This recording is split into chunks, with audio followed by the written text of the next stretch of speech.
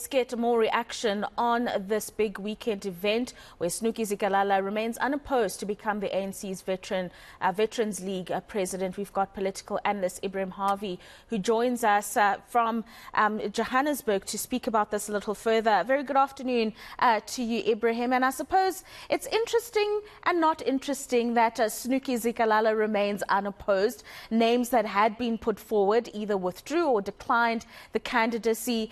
Your thoughts on Snuki Zikalala carrying on the presidency, but also his capacity to actually make something meaningful of the Veterans League, particularly as we head towards the 2024 elections? Yes, thanks. Well, you know, in answer to your question, there are many ways in which one can respond, but given the elections next year, the 2024, I think it's very important to realize that this is probably the most radical. If you've heard the statements and the press conference that Kalala had. Okay. Ebrahim, I'm going to just come in there for a second. Let's go listen in to former President Kgalema Motlanthe, and we will come back and have our discussion. Secretary General, Deputy Secretary General and Treasurer.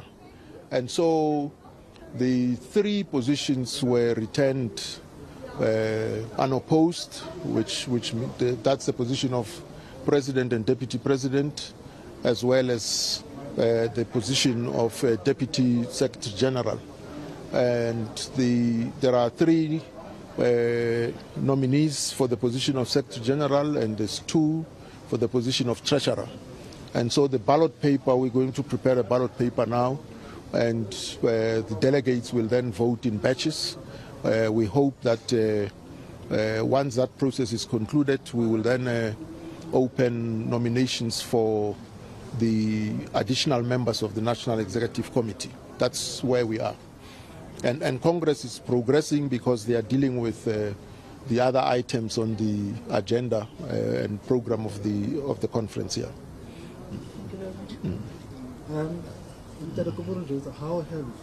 How difficult has this been, or how easy has it been to organize the elections of this particular conference compared to the other conferences of the Youth League, of the Mother? Oh, this has been a cakewalk. I mean, it has been very, very easy because, you know, the name they had nominated already, and all we had to do was to ask them to affirm those names and also afforded them the opportunity to nominate from the floor. And you know, by a simple process of elimination, three positions already out of the five, those officials have been returned already. So the voting will be only in respect of two positions out of the 5 here. So it's been very easy, relatively speaking, very easy. And of course, it's not a big conference. The total number of voting delegates is 465. So, you know, it's easy to manage those kinds of numbers here. Usiphamandla Koke from eNCA. Let's talk about the role of the veterans in reviving the ANC and restoring the values and moral compass of the ANC. How important and crucial is that? But number two, do they have space to play that role moving forward in the ANC? Well, that's a role they have in the ANC, and in fact, the Secretary General of the ANC, when he was here to address them, actually said to them they shouldn't vote in ANC conferences because they should be above, you know, the tussles within the ANC structures. And he said even the National Executive Committee expects of them that when they miss a step, these veterans will be able to call them out and correct them. So that's the role. They have a huge role to play inside the ANC here. Okay. When can we expect that everything is done and dusted? Tomorrow the president of the ANC is expected to come and address. Is he back from Russia? Is he still coming to address? Well, I don't know about that part of the logistics. All I know is that the voting and the announcement of the results would be concluded by tonight. Does that include additional members? Including the additional members. Yeah. We could always provide further details in terms of what's going to be unfolding tomorrow. But I think, as Comrade Mutlante is saying, the program is running very smoothly, as you can see, and way ahead of time, by the way, in terms of the policy discussions when they're going to commissions now. Thank you. Okay. Thank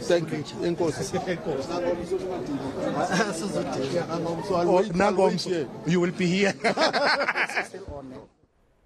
You've just heard former President Kgalema Motlanthe speaking about the processes that are happening.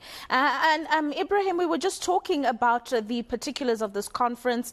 Snuki Zikalala unopposed as president. It's come out that Mavuso Msimang is unopposed as deputy president. Please continue your thoughts, and if you want to, in doing so, weigh in what the former president had to say about this year's proceedings.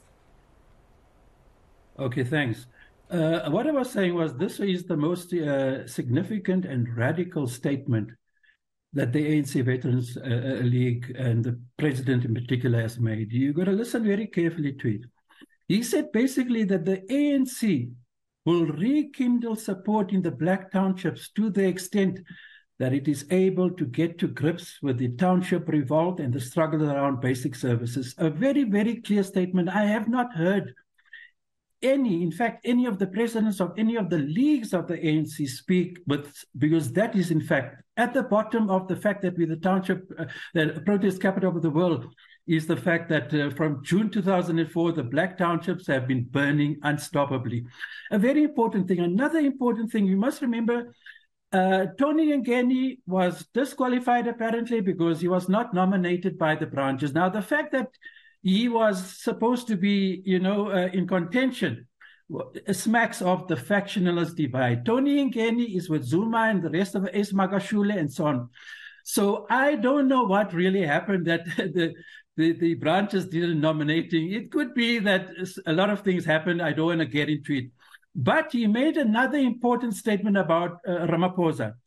He supports Ramaphosa to the extent, and this is very important for you to take note of, the Pala scandal, and you can see the deputy public protector found him not guilty, etc., or the parliamentary panel independent found that he had a prima facie case to answer. It's important to see, despite her report, which I found really far-fetched, and in fact, did herself a grave disservice if she becomes the public protector, really. I mean, it was just terribly biased when, in fact, all the facts and evidence that has come forward so far makes it very clear that Ramaphosa has many questions to answer regarding Pala.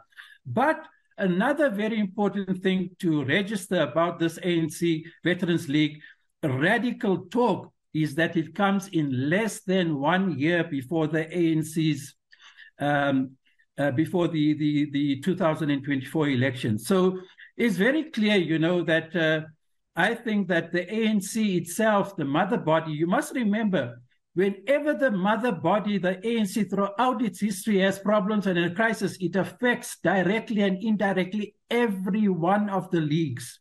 You've seen the ANC Youth League after 7-8 years. They recently had their Congress, Women's League, very serious problems.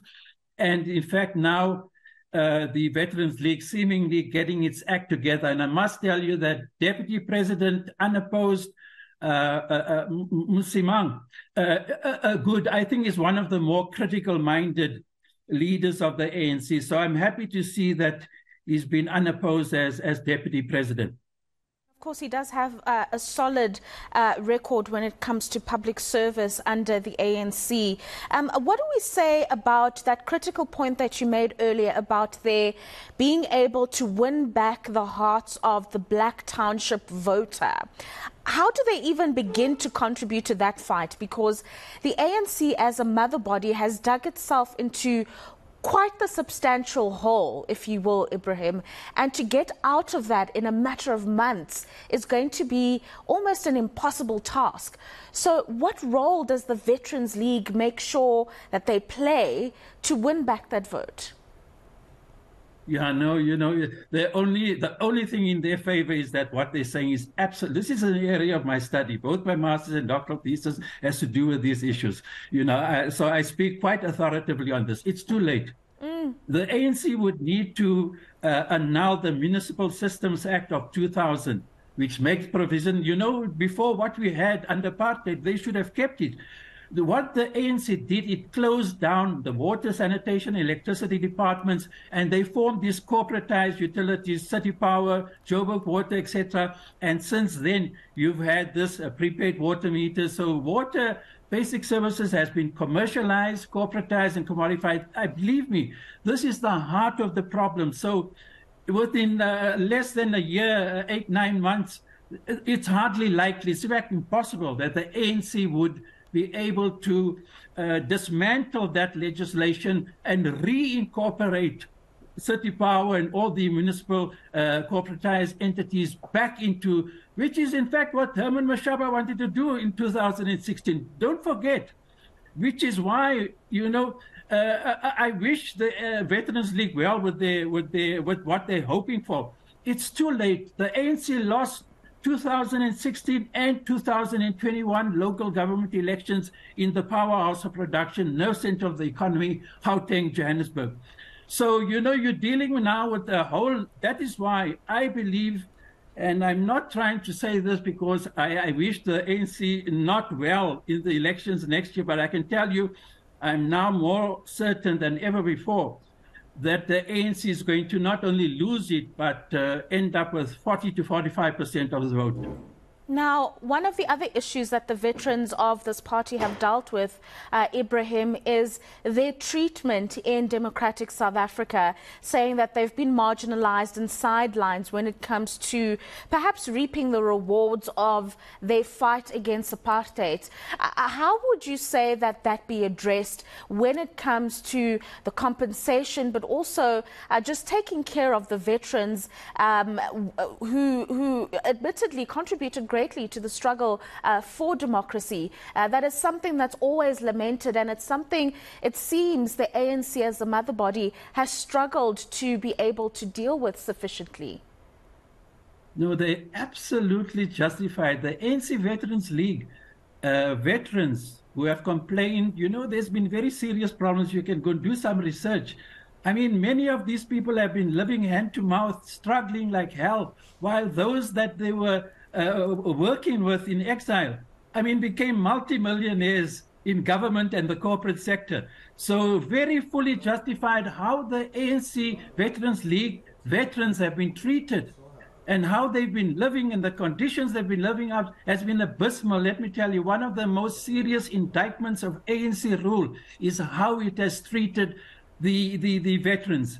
There are very serious problems, and you only need to go and do research and see how fully justified the veterans have been with their grievances about how they've been treated by the ANC.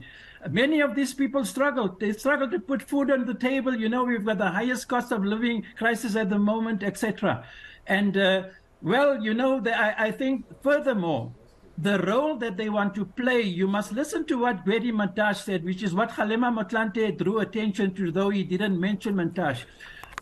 They're getting very concerned. Mantashe is saying basically the ANC Veterans League should not have voting powers at their national conferences because they should be above the fray, the factionalist divide and hostilities that are going on, and to play that role effectively.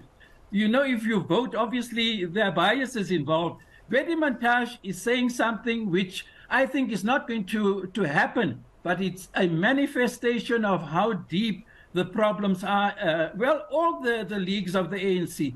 But for the first time, I can tell you, if you compare the ANC Women's League and the ANC Youth League to what statements are emerging from the ANC Veterans League, the most radical statement so far that has been made is now, over the past, we have to see what's going to, it's a foregone conclusion that Zikalala and Simang will be president and deputy president respectively.